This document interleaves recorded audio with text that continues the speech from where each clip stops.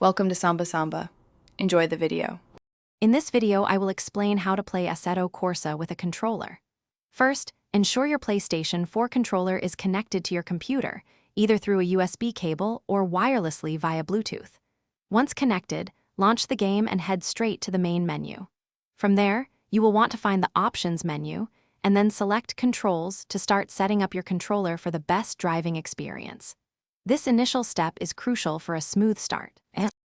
Now that you are in the control settings, select Controller as your primary input device. It is vital to calibrate your steering, throttle, and brake axes to ensure they respond precisely to your inputs. Take your time with this step. Additionally, experiment with dead zones to eliminate any unwanted input and adjust gamma settings to fine-tune the linearity of your controls, giving you a more personalized and responsive driving feel on the track. For a truly immersive experience, map essential in-game functions such as gear shifts, KERS, and DRS to easily accessible buttons on your controller. This allows for quick reactions during races. Don't hesitate to experiment with steering sensitivity and filter settings.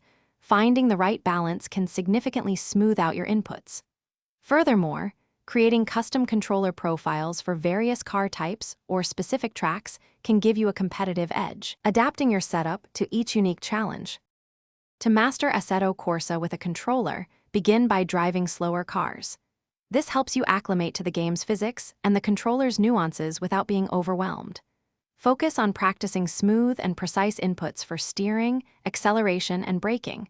Consistency is key to maintaining control.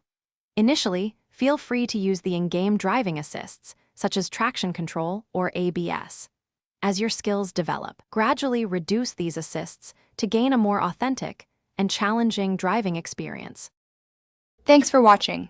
Consider subscribing if we helped you.